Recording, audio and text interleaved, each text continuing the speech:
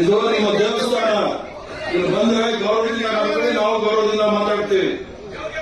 ಈ ದೇವಸ್ಥಾನಕ್ಕೆ ನಿಮ್ ಕೃಷ್ಣಪ್ಪ ಅವರು ದುಡ್ಡು ಕೊಟ್ಟಿದ್ದಾರೆ ಕಟ್ಟಕ್ಕೆ.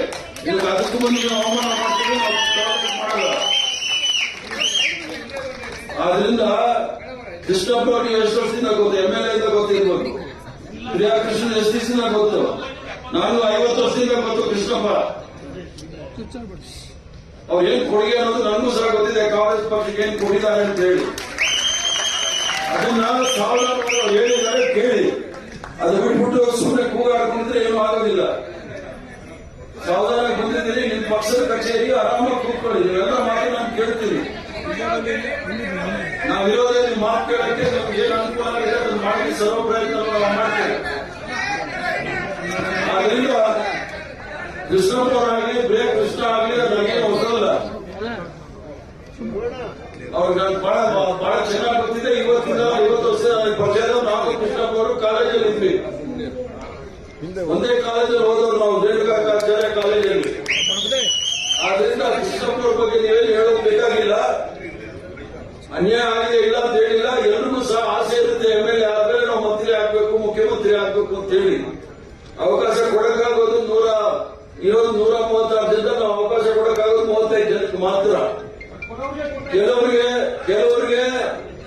9 ಜನಕ್ಕೆ ನಾವು ಮೊದಲನೇ ಕಂತಲ್ಲಿ ಇದ್ದವ್ರಿಗೆಲ್ಲ ಕೊಟ್ವಿ. 2ನೇ ಕಂತಲ್ಲಿ ಹೊಸಬ್ರು ತೆಗೆದು ಸರ್ವ ಪ್ರಯತ್ನವನ್ನು ಸಹ ಮಾಡಿದ್ವಿ. ಆ ಕೃಷ್ಣಪ್ಪನವ್ರ ಹತ್ರ ನಾನು ಪ್ರತಿಯೊಂದು ಹೆಜ್ಜೆನಲ್ಲೂ ಸಹ ಹಂತದಲ್ಲೂ ಸಹ ನಾನು ಮಾತಾಡ್ತಾ ಇದ್ದೆ. ನೋಡಿ ಕೃಷ್ಣಪ್ಪ ನಡೀತಾ ಇದೆ, ಈಗ ಮಾತಾಡ್ತಾ ಇದ್ದೀವಿ, ನೋಡೋಣ, ಪ್ರಯತ್ನ ಮಾಡೋಣ. ನಿಮ್ಮ ಅದೃಷ್ಟ ಹೇಗಿದೆ, ದೇವರ ಅದೃಷ್ಟ, ದೇವರು ನೀವು ಆಶೀರ್ವಾದ ಎಷ್ಟಿದೆ ಅಂತ ಹೇಳಿ ಪ್ರಯತ್ನ ಮಾಡಂತ ಸರ್ವ ಪ್ರಯತ್ನವೂ ಸಹ ಮಾಡಿದ್ವಿ. ರಾಹುಲ್ ಗಾಂಧಿ ಅವರಿಗೆ ವೈಯಕ್ತಿಕವಾಗಿ ಪ್ರಿಯಾ ಕೃಷ್ಣನ್ ಬಗ್ಗೆ ಬಹಳ ಅಪಾರವಾದ ಪ್ರೇಮ ಇದೆ. ನಾವು ಸಣ್ಣ ಹುಡುಗ ಮುಂದೆ ಬರಲಿ ಅಂತ ಅವ್ರಿಗೂ ಆಸೆ ಇದೆ. 6 ಜನ ಒಕ್ಕಲಿಗರು ಮಂತ್ರಿ ಇದ್ದಾರೆ. ಎಚ್ಚರಿಕೆ ಮಾಡಕ್ಕಾಗತ್ತೆ, ಎಲ್ರಿಗೂ ಮಾಡ್ಬೇಕಲ್ಲ. ಆಯ್ತು, ಅದಕ್ಕೆ ಏನ್ ಮಾಡಕ್ಕಾಗುತ್ತೆ. ಆದ್ರಿಂದ ನೀವು ಅದು ಡಿಬೇಟ್ ಮಾಡೋದಿದ್ರೆ ನಾನೇನು ಮಾಡಕ್ಕಾಗೋದಿಲ್ಲ. ಆದ್ರೆ ನೀವು ನಾನು ಹೇಳಿದ್ದೀನಿ, ಅನ್ಯಾಯ ಆಗಿದೆ, ನಾನು ಇಲ್ಲ ಅಂತ ಹೇಳೋದಿಲ್ಲ. ಅವ್ರಿಗೆ ಅವಕಾಶ ಕೊಡಬೇಕಾಗಿತ್ತು. ಆಗಿಲ್ಲ, ಬೇರೆ ಏನಾದ್ರೂ ನಾವು ಮಾಡಕ್ ತಯಾರಿದ್ದೀವಿ. ಅವ್ರಿಗೆ ತೊಂದರೆ ಇಲ್ಲ. ನಾವು ಈಸಿಯಾಗಿ ಕೃಷ್ಣಪ್ಪ ಅವರಾಗಲಿ ಪ್ರಿಯಾ ಕೃಷ್ಣ ಅವರಾಗಲಿ ಈಸಿಯಾಗಿ ನಾವು ಬಿಟ್ಕೊಡೋದಿಲ್ಲ. ಕಡೆವರೆಗೂ ಸಹ ನಾನು ಪ್ರಯತ್ನ ಮಾಡ್ತೀವಿ, ಅವ್ರಿಗೆ ಏನಾದ್ರು ಒಳ್ಳೇದಾಗಬೇಕು ಅಂತ ಹೇಳಿ. ಅದ್ರ ಜೊತೆಗೆ ನೀವೆಲ್ಲ ಇಷ್ಟೊಂದು ರಾಜೀನಾಮೆ ಪತ್ರ ತಂದು ಕೊಟ್ಟಿದ್ದೀರಿ, ಅದನ್ನೆಲ್ಲ ನೀವು ವಾಪಸ್ ಇಟ್ಕೊಳ್ಳಿ. ಬೇಡ ಅಂದ್ರೆ ನೀವು ಕೃಷ್ಣಪ್ಪ ಏನು ಮಾಡಬೇಕು ಅಂತ ಮಾಡೋದು ಬೇಕಾಗಿಲ್ಲ ಅಂತ ಅರ್ಥ ಆಗುತ್ತೆ.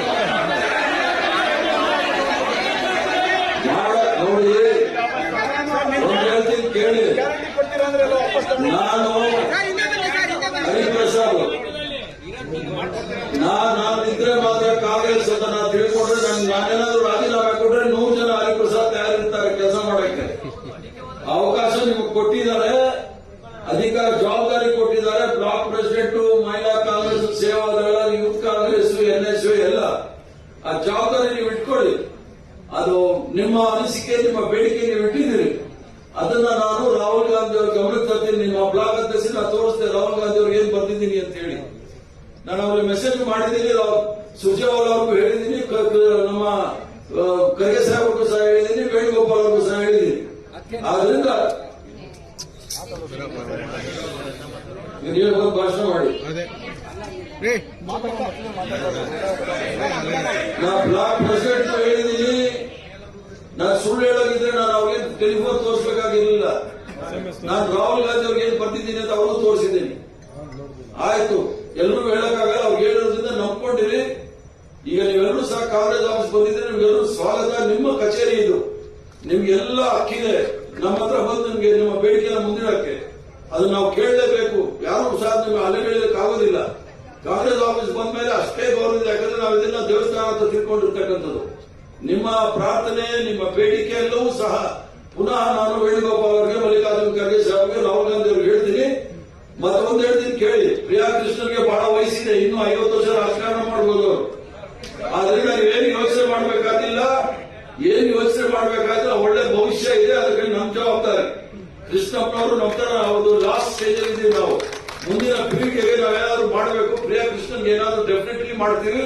ಅಲ್ಲಿವರೆಗೂ ಸಹ ಸಾವಧಾನವಾಗಿರಿ. ಈ ರಾಜೀನಾಮೆ ಪತ್ರಿಕೆಗಳೆಲ್ಲ ನೀವು ಇಟ್ಕೊಳ್ಳಿ, ನಾನು ಮಾಡಲಿಲ್ಲ ಅಂದ್ರೆ ಅವ್ರು ಬಂದು ನನಗೆ ಕೊಡಿ, ನಾನು ತಗೋತೀನಿ.